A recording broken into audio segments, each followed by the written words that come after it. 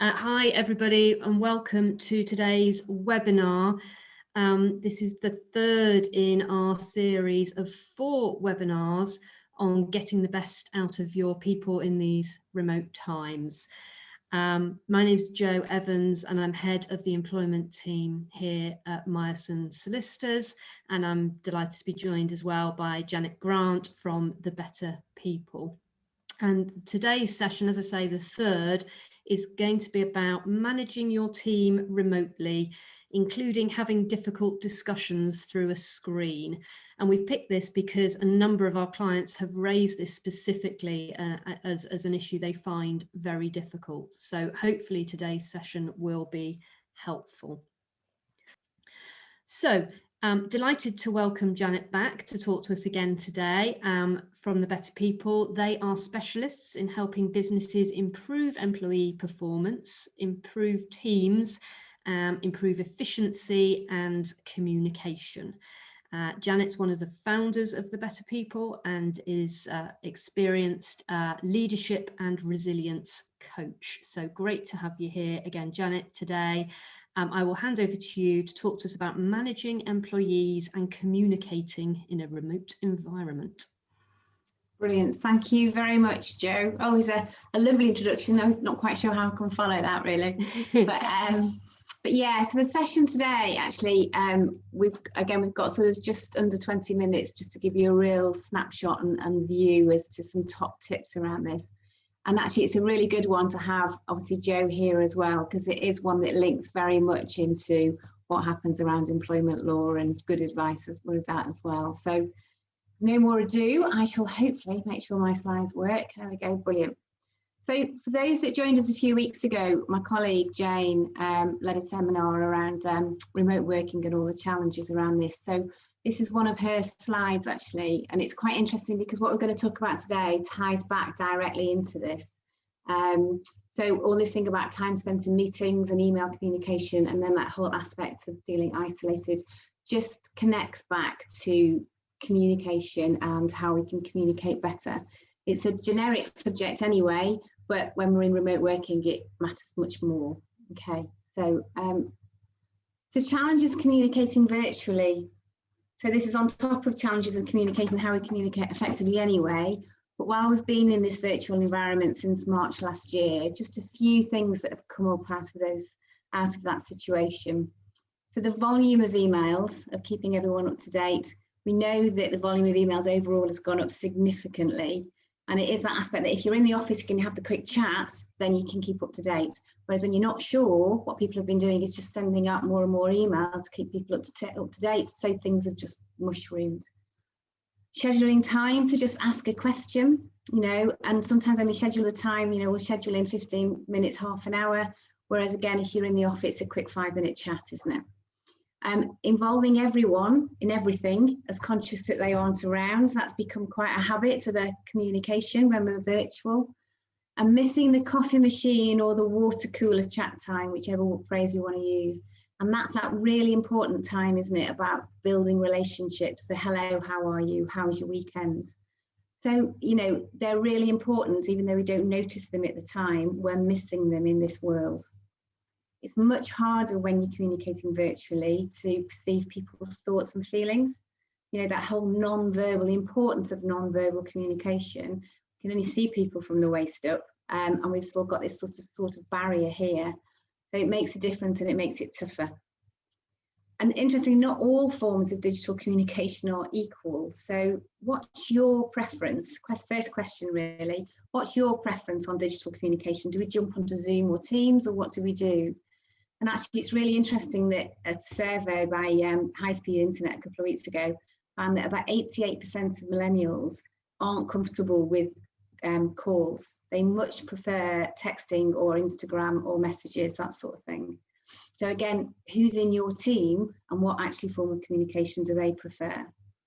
And misinterpretation of written communication. Emails are the best and worst form of communication. I think we probably all know that anyway. And actually, it's even harder when you're not near someone to sort of go, oh, what did you mean by that? So there's a great quote on here that I'll add, which is So there aren't enough emojis in the world to ensure that your emails and texts are heard in the way you intend. So if nothing else, if you bear that in mind, a book by Susan Scott called Fierce Conversations, which is brilliant actually. So what do we do about that? There's loads of benefits about remote working. These are some of the challenges of communicating virtually. So what can we do? So here's a few top tips for you. So first one, saying good morning. What we mean by that is investing the first few minutes of any meeting. It might only be the first 3 or 4 meetings, but investing the first 3 or 4 minutes and catching up and seeing how people are feeling. It just gets that connection and that relationship and helps your team to feel more cared about. So it's a really good, worthwhile use of your time. Create the virtual coffee machine. Create the opportunity for people to have those chats. Now, I know Myersons have been brilliant at this, so if you see some of their LinkedIn posts, I think they've had Easter egg building, gin tasting, baking, there's been various sort of things that have been organised. And it's just that, or even just some non-work catch-up time so people can just talk, okay? Remember your core communication skills. You've all got them and probably been working on them for years anyway and are aware of them. But in a virtual situation, we need to be more aware and probably dial them up that bit more. So listening is critical. Being clear, having that real clarity about your communication, remembering that non-verbal stuff. So you might need to give bigger signals to get it across, okay? Focus on them, not you. Okay, so when you're having that meeting, and it's quite hard, I don't know how you find it sometimes, people, but it's quite hard when you can see yourself on screen. You're finding yourself thinking, what's, you know, so it's focusing on the other people that are in the meeting with you. What do they need as well? And I've deliberately put listening in again, because it is about, you know, listening, we can't emphasize it enough. We know that deep down, but by getting into a different forum like this, it can change things. So just remember that. Challenge the volume and distribution list for emails. Have we got into the bad habit of sending lots of stuff to everyone just in case? Okay, you're going to miss some key pieces of information because it's going to get drowned, isn't it? Challenge the time you spend in virtual meetings as well. And again, the information that's come back is that the amount of time people are spending in meetings has mushroomed hugely since we've gone remotely. So challenge that time. Rather than putting an hour in, can you have a 15-minute quick catch up? Just get the real highlights in, move on, rather than putting an hour in and people feel as though they need to fill that hour. So just challenging those back, isn't it? And what form of communication are you using? Talking about emails, we're talking about these platforms are amazing and we couldn't have coped without them. But sometimes can we just go back to the telephone call? Because then actually you can move around, you can get up off this chair and actually start to see a bit of a different view. So different forms of communication. Don't forget about getting one-to-one time. Your team members need it. And again, it can be 15 minutes, that's fine, but your team members need some of your one-to-one time. So don't forget about those. Okay. One way which is really good at building relationships is a method called active constructive responding. If anyone's used this before and found it's worked, then fantastic. And what it is, it's something that's been developed, and it's the way that we respond when people share good news. And it's about positive psychology that if we're conscious about it, it can make a difference. And it is about when someone gives us a little bit of the good news. So for example, a colleague says, oh, my cousin's just had a baby. How do you respond to that? So there's different ways. There's the quiet and there's the sort of the slightly passive way, which is sort of, yeah, right, okay, fine, let's move on. So not, you know, not really taking it on board. There's actually the passive destructive way, which is sort of, you know, ignoring it, pretending that they didn't even say it in the first place because it's just irrelevant to you. And you'd feel as though you would never do that. But actually, if you're really busy and really focused and someone comes out with something, there is a risk that could happen. The destructive side actually is where you squash the event. And now that stems possibly because you're really busy, possibly because you might be a little bit jealous or envious. So if someone said, oh, I've just got my promotion at work, and deep down you think, why haven't I? Your response might be like this, okay? So think about that real active, constructive, think about responding really positively and giving back, asking another question. Oh, that's fantastic about your cousin. Oh, is it a boy or a girl? And have you had a chance to see them yet? And oh, that's brilliant news. Just a few questions like that makes a massive difference to the perception of the person who's given the news. They feel as though they are being listened to, they are cared about, that their opinions matter. So just sometimes just be conscious of your response. So really good technique. Managing your team remotely. Now this is a really interesting one, isn't it? And this is one that's come up quite regularly. We find managing our teams not necessarily the easiest thing to do anyway, and then we put this remote situation in place and it's made it much harder.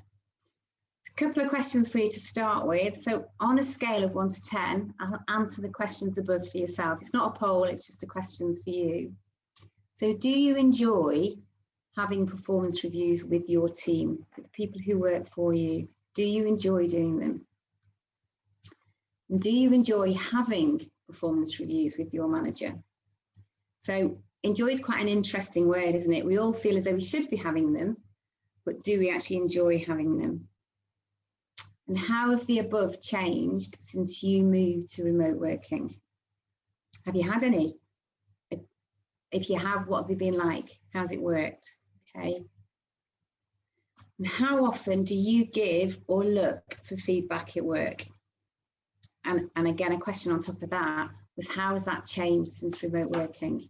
So again, when we were in the office, and you used to just, you'd go past someone and you think, oh, and you go, oh, by the way, that presentation you did last week was really clear and concise, got the message across, great, thank you. You have to be more conscious about doing that when we don't see them in the office. So what's happened to feedback? And another question that I was like is, who would your role model be? If you look back at some of those questions and said, who, if I think about all the people I've worked with, worked for in the past, who would be my role model for someone who's really good at this sort of thing? And what are the top tips I can take of what was it that they did that made a difference? Just some of those tips can help you when you're thinking about how to manage remotely, just managing your team generally and then remotely on top. Okay. So why do we need to do it? Why do we need performance reviews? Why do we need to do feedback? Okay. I've just pulled off just a few sort of results of various surveys that have been done over, the last couple of years, really. Middle top one's really important. So 96% of employees say they want to hear feedback regularly, and yet top right, only just under a third have to wait more than 3 months to get feedback from their managers. And actually bottom left on here is recognition is the #1 thing that employees say their manager could give them to inspire them to produce great work. So giving and receiving feedback is a key leadership technique to produce a motivated and productive team. And it's just how we can dial that up while we're working remotely and generally, but while we're working remotely to make it more effective for your team and for you. Okay. Now there's a few different ways we talk about feedback, and there's a really interesting new way of looking at it. And we used to, the old traditional way actually, in fact, I'll just talk you through this. So the sympathetic nervous system, for those that have been with us on the resilience seminar, will know that this is when your sympathetic nervous system kicks in when you think you sense danger. Your fight or flight technique kicks in when you think there's danger. And when that danger has passed, your parasympathetic nervous system kicks in and helps you to rest and relax. So when you're getting feedback, sometimes your brain can respond to negative or critical feedback as a threat. So if you get too much negative feedback, or you get it in a way when you're not ready for it, your instinctive response will be to start to close down and go into that fight or flight mode. And what will happen is that you can't receive it very well then. So you'll shut down and you'll start to get defensive, or you'll start to react back. Okay. Whereas if you go onto the other side, this parasympathetic system, if you are getting strength, if you're getting really positive feedback and it's based on a strengths-based system, okay, what happens then is your parasympathetic system's, there's no danger, it's feeling rested, it's feeling relaxed, you get that stronger sense of well-being, you open up, you're more receptive, all those sorts of signals kick in. So the old system, the conventional old system to developing performance was look at what you're not doing well and fix it and tell them how to fix it, okay? You're looking down this side then. So it's all about what you did wrong. What's really good to look at is looking at this strengths-based approach. So focus on someone's strengths, and by pulling through their strengths, you're almost pulling them through generally. So you're pulling through what's not going so well as well. But it's focusing on their strengths first. So it's about what you did right. Okay. So it's a really interesting way to look at the scales. When we think about feedback, we traditionally, probably because of the way we were taught, we will go to the red zone first. But actually, just think more to the right, and it can make a difference. Ooh, loads of information on this slide. The summary behind this is there is a neurological reason why it's good to focus on our strengths. So we've got all these synaptic connections within our brain, and the parts of your brain that are your strengths and what you're good at just actually has far more synaptic connections and neurons than other parts of your brain. And actually they're the bits that can grow more than the others. So it's always good to focus on your strengths, because that's where your brain wants to go anyway. And it helps you grow most where it's already strongest, okay? So it's just emphasis that positive feedback isn't just about the old pat on the back routine or the sandwich around which to cover your constructive feedback. It's actually really important on its own. So looking a bit more about feedback, there are some golden rules of feedback that we tend to talk about. I'm sure you've probably used some of these already. It's just a reminder and a refresh of what to think about when we're doing them.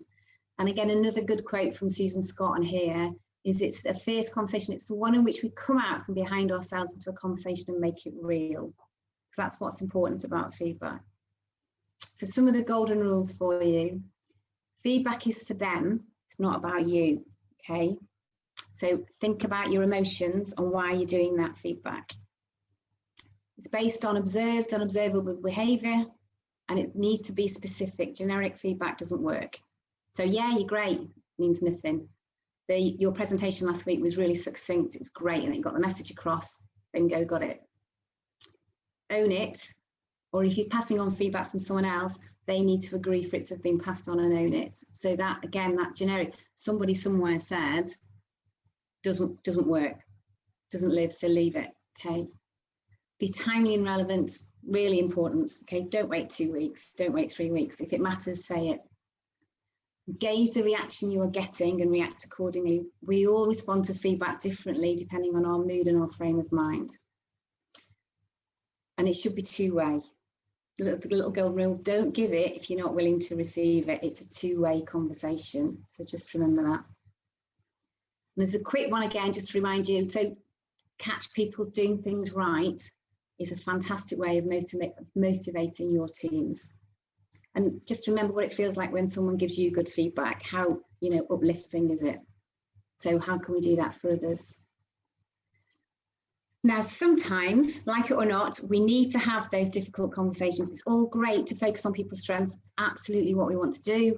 Occasionally, we need to have the difficult conversation. So how do we get ready for it? How do we prepare for it? This is the bit in advance. So this is about getting you ready to have that conversation. And obviously, this is where somebody like Joe and Joe's team can come in brilliantly, because part of this planning in advance is to make sure that you're really clear about the process and your options, okay? If in doubt, get advice and make sure you know what your various options are as you go through that conversation, so that you've got your kit bag ready. So choose a suitable time and place. Can it be face-to-face? Possibly yes now, actually. So can it be face-to-face? Gather the relevant information. So again, you need to be specific, get the proper feedback from people, get your statistics, get your performance data, get your information, take your time, prepare your relevant questions, okay? And again, make sure you're ready. And ensure the team member has got sufficient notice for the meeting. They need to have time to prepare. So make it fair for them. And then when you're in the meeting, make sure that you ask them about their feelings, okay? It's a really good thing to do, that is to open it up and use open questions. So how did you feel it went? What did you feel you went well, and what didn't go so well about it? How could it have been handled differently? So opening up that conversation, and then listen. So sometimes when you've gathered all this information together, you've got a really firm opinion about where you think things should go. There is always another perspective. Just try and hold back and remember that, and be willing to change your mind. Review and clarify regularly, really important. gauge the reaction, respond accordingly, and be prepared to stop if necessary or pause. Okay, it's really important you want this conversation to land properly. So with both of you need to be in the right position to receive it. So if you need to pause, probably the right thing to do. And apply your golden rules of feedback. So, and after the conversation, review, clarify and summarise the key things, isn't it? What you think you've agreed in the conversation might not be what they think. So often you get miscommunication on that one. So go through, it might feel like it's going through the blindingly obvious, but it's really worth it. Make sure there's a clear summary. It's then followed up and communicated and agreed by all. So there's no confusion. Everyone's dead straight and know where they stand, okay? Fairest thing for everybody. They're not easy to do, okay, but they're worth it. Very quickly, actually, I know it's running out of time, but another one to look at in here. It's a book called Radical Candor by Kim Scott, who used to work for Google and Apple. So if you want to read, she's a really good one. She calls this the give a damn dimension. One of her real principal sort of things around all of this is that to approach a difficult conversation well, you need to be direct, you need to be quite challenging in the way that you need to be open and honest and say it. Don't hide behind things, you need to say it, but you need to care. If you care personally, if you're thinking about them, it's not about you getting it off your chest, it's about what's the benefit for them, it will make all the difference in a conversation, okay? And it's just about thinking around that. Very lastly, that's a terrible grammatical phrase to say, isn't it? Last of all, is a quote actually, which I love, and it's one that I always hold on to if I know I've got to have a difficult conversation. So really do feel like the work and time we spend avoiding having difficult conversations is so much more wasteful, painful and time consuming than actually having them. So if there's anything you take away from today, it's don't avoid the conversation, okay? If it needs having, have it soon. Ooh, whistle stop tour on that one. So I shall now hand you back to Jo, and we'll see if we've got any questions. Thank you, Janet. I can certainly vouch for that last quote. So many times when we get asked to help clients, it's because an issue's arisen and it's escalated and it's escalated because there hasn't been a difficult conversation at an early stage, and you end up having a much more difficult conversation later on rather than being honest at an earlier stage. So thank you for all of that, Janet. Really, really helpful food for thought. Had a comment as you were going along about the virtual water cooler chat and how that's a great idea for someone who's going to implement that. So that's good to see. We have had a couple of questions come in that were submitted by attendees in advance, actually. Let me just look at those and we can perhaps deal with those. And if anyone has any others, then please do add those in. And Rio, thank you for your input. And Rio also likes the end quote, the one that I just mentioned as well. Let's pick up the first one. Can I insist that the team member comes into the office for a face-to-face meeting? And this is something that we get asked fairly frequently, particularly at the moment. So yeah, Janet, do you want to pick that up first? Is it possible now to insist that someone comes into the office for a face-to-face meeting? Perhaps, I guess, if there's the worry that it's going to need to be a difficult conversation. What are your thoughts? Yeah, no, absolutely. And I think in an ideal world, we definitely would prefer to be face-to-face, because I think being able to read those non-verbal signals and get a real flavour as to how well it's going down or where you're up to is very beneficial. I think the most important thing to remember is it's this two-way conversation, isn't it? So you both need to be comfortable with the venue and the place. And so if you suggest that you want to have it in the office and you have a good reason why not, and they push back and say, no, they don't want to, I think it's about understanding why not. So I think you're quite within, you'll tell me if I've got this wrong, Jo, but I think you're quite within your rights to ask for an explanation and to question it and say, actually, I do think it would work really well because of X, Y, and Z. Can you say why not? But if they really don't want it and they have good reasons why not, then I don't think you can force it, because I don't think it would set the meeting off on the right foot anyway. I agree with that. I mean, from a legal point of view, it's an interesting time at the moment, because the government guidance is that we should all still be working from home if we can. That's guidance now. Up until March, it was illegal to work in the office if you could work from home, and it's no longer illegal, but the guidance is still that we should work from home. And there's also, of course, all the health and safety rules around having a COVID safe workplace, so that would have to be in place too. But there are situations where asking someone to come into the office, because the reason is going to be a much more effective interaction, I think is very, as long as you can have a safe environment when you get there, there's no legal issue with doing that at all, and lots of practical reasons why you would try to do that, certainly.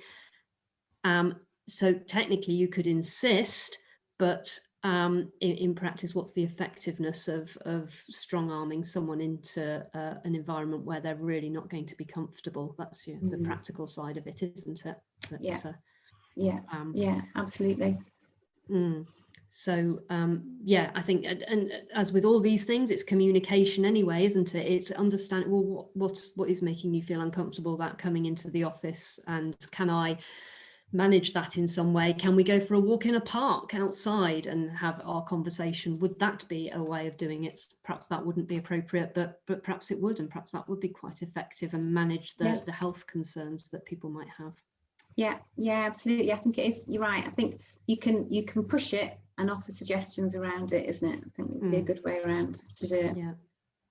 And with all this, and I think we've touched on this in previous sessions, we've realised, I think, during the last 15 months, how you've got to look at each person individually, haven't you? And everyone's got their own situation, and everyone's approaching this new world in a very different way. And it's being understanding of that and accepting of that as well, isn't it?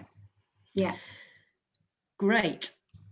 So the other question I have, and again, this is a interesting one that comes up. A member of my team is not working to the same level as they were when they were in the office.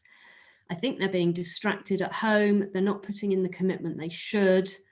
I ask them about it, but they say it's COVID, it's homeschooling, etc. Does that mean I can't do anything about it? Do you want to have a go at that one, Janet, as well? Yes, I'll go first again. Interesting. And it's about understanding with them. It's about communicating. It's about talking, isn't it? And sharing with them where you're up to, what's happening, and asking them, what's going on. So if they have said it's about COVID and homeschooling, then we can be supportive, absolutely.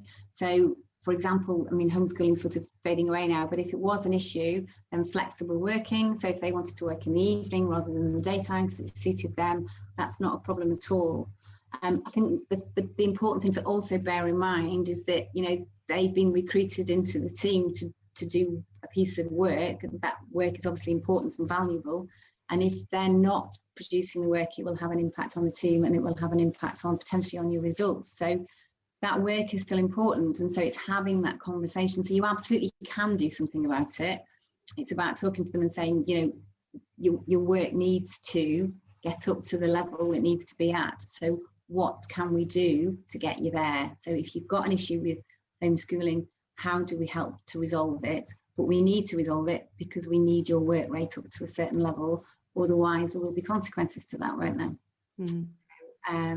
So yes, being supportive, but being clear about what their job role is, and actually that they need to fulfill that. And ultimately, this is it's performance management, and there could be performance consequences. Given the environment we are in now, and that we have moved on and we're moving towards reopening, insisting that people do work in the office if they can't work effectively at home is now a much more viable and perhaps sensible way to approach that. talking to them about any concerns they might have, ensuring you've got a safe working environment. It's COVID secure, of course, but getting people back in the office where there are real difficulties with them performing at home. Yeah, absolutely. It's the balance, isn't it? Yeah. Your soft bit and my tough bit. Yeah. So I'm sure we can swap places at times. Yeah, So, of course, absolutely. Brilliant. Great. I'm conscious of the time, so I will draw it to a close there. But if you do have any other questions, please do send them through to us, and we'd be happy to let you have responses. As I mentioned, we'll also send around the slides and the video after the event. Up on the slide is just mention of our final event that we're running on the 20th of May, which is all about leading your team through change. And we've obviously put that one in, given that we are looking likely to be moving towards much more open working environments from June onwards, if all goes well. With people returning to the office, people moving into brand new hybrid arrangements. It's all going to be very different. And I'm sure you've all seen and read comment about how people are optimistic about that, but also perhaps quite nervous about that as well. So next time we'll be talking about top tips for getting people comfortably to the new normal, whatever that new normal is going to be in your organisation. So really hope you can join us for that. Otherwise, as I say, we'll let you have the slides. We will also let you have some information about our Myerson HR portal. This is our new resource, which is a free resource with huge amounts of guides, documents, templates, advice that you can sign up for if you're interested. So have a look at that and let us know if that's something that you think might be useful for you. Other than that, I think that's everything we need to cover today. Thank you ever so much for joining us today. Hopefully we'll see you on the 20th of May as well. And hopefully you found today useful and interesting. And all the best. Have a good rest of the day. Thank you. Bye-bye. Thank you, Jo. Bye, everybody.